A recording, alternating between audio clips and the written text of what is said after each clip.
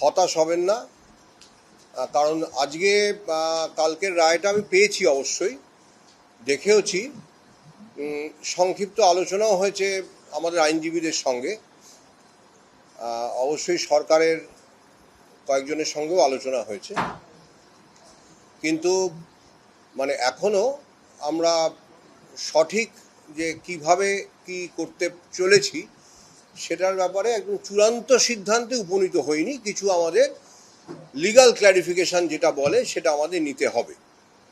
আমরা কালকে যে মহামান্য সুপ্রিম কোর্ট শীর্ষ আদালতের যে রায় পেয়েছি, অবশ্যই তো কমপ্লায়েন্স করব, এবং সেই মর্মে সরকার থেকে আমরা একটা চিঠিও পেয়েছি, নির্দেশ যে আমাদের অনারেবল সুপ্রিম কোর্টের রায় মেনে নিয়োগ প্রক্রিয়া শুরু করবার পদক্ষেপ গ্রহণ করবার জন্য আমাদের সরকার থেকে আমরা চিঠি পেয়েছি, এবং অবশ্যই সেটা আমাদের কাজটা দ্রুততার সঙ্গেই করতে হবে।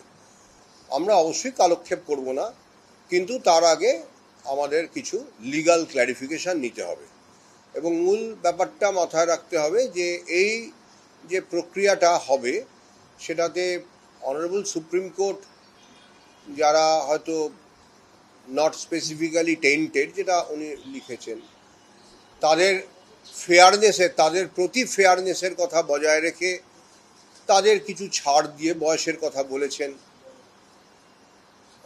ছাড় দিয়ে তাদের নিয়োগ প্রক্রিয়ায় সুযোগ যাতে তারা পান সেটা দেখবার জন্য বলেছেন, এবং সেটা আমাদের কমপ্লাই করতে হবে।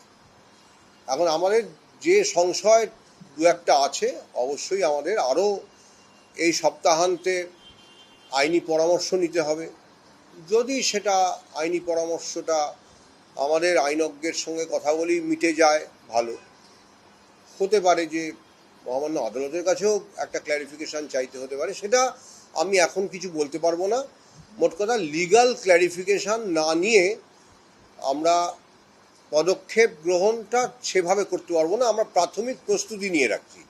আপনারা যখন এসেছেন তখন আমরা একটা মিটিংও করছিলাম আমাদের যারা আছেন সহকর্মী তাদের সঙ্গে, যে আমি বলেও রেখেছি যে তাদের একটা প্রস্তুত থাকতে হবে যে খুব দ্রুত, হয়তো এক সপ্তাহের মধ্যে, হয়তো 2 সপ্তাহের মধ্যে, একটা যুদ্ধকালীন পরিস্থিতিতে বেশ আগামী কিছুদিন কাজকর্ম করতে হবে। মোটামুটি কী ধরনের কাজ করতে হবে যে কোনো নিয়োগ প্রক্রিয়াতেই, সে মানে আইনটা যাই হোক না কেন, যে কোনো নিয়োগ প্রক্রিয়াতে কিছু কাজ করতে হয়, সেই রকম কাজ করতে হবে।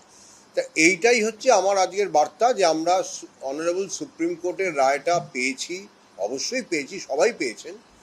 আমরা সরকারের থেকে একটা চিঠি পেয়েছি, আমরা কমপ্লায়েন্সের দিকে অবশ্যই যাচ্ছি। কিছু লিগ্যাল ক্ল্যারিফিকেশানের প্রয়োজন আছে, এবং আমাদের যেটা আর কি ফর দ্য ডিজার্ভিং ক্যান্ডিডেটস যে ফেয়ারনেস দেখানোর কথা অনারেবল সুপ্রিম কোর্ট বলেছেন, সেটাও আমাদের মাথায় থাকবে, এবং আমরা একটা নিয়োগ প্রক্রিয়ার দিকে নিশ্চয়ই যাব, subject to seeking or obtaining some legal clarification.